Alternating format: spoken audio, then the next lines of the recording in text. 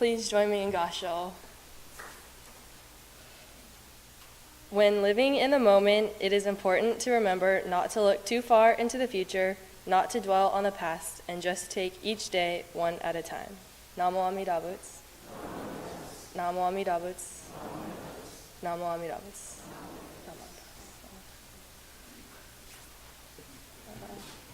Good morning, everyone.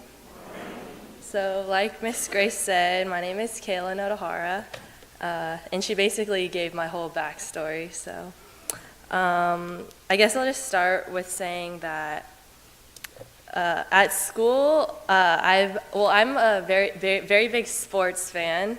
So, at school, I was keeping up with like all my favorite teams, and I watched every postseason Giants game that I could.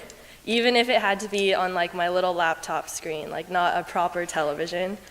So I actually attended the World Series parade on Halloween, where it rained like the whole morning, but I think it was pretty cool.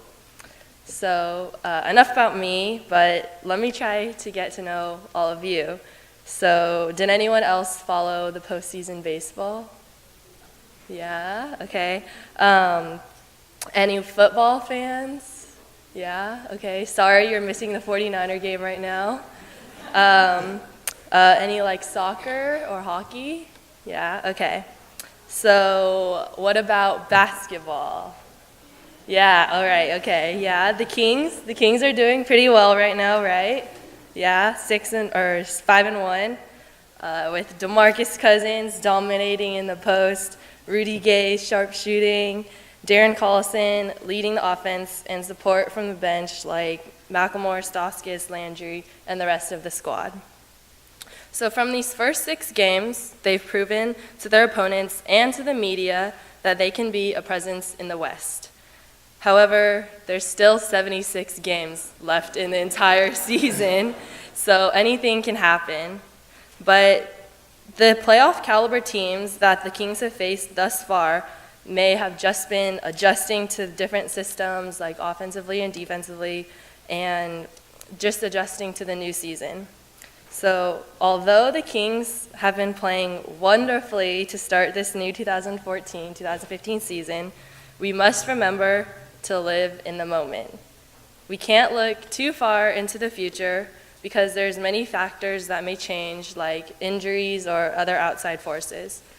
But the best we can do is to prepare just for the future and take on the obstacles that hinder us day by day.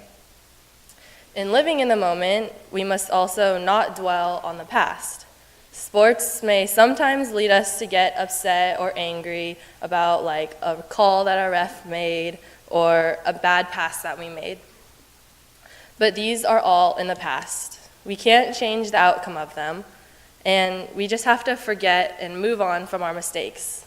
So, for example, this season's DeMarcus Cousins seems to have a grasp of this Buddhist concept. In contrast to past years, he seems to have better control of his attitude and his temper. So we can almost learn something from Boogie Cuz and try to not let things from the past get to us. We can only learn from our mistakes and use this to prepare for next time. The Kings' teamwork on and off the court has also led them to this early success. A high-achieving team requires interdependence and trust. For example, a team must have all of the correct pieces in order to do well. They rely on each other, like each player can expect their teammate to do their best. Everyone on a team has something to contribute, thus interdependence is present. You can't be a successful team without the help of every individual player giving their best effort. So with the joys or stresses that may come from watching your favorite team each week, we can also be reminded of some Buddhist teachings. We can learn to live in the moment, not looking too far into the future and not dwelling on the past. Also, we remember the interdependence of a team and how every player can add to this success. With these teachings, we can do our best to become better teammates in sports and in our lives. In closing, please join me in Gasho. Namo Amida Butsu. Namo Amida Butsu.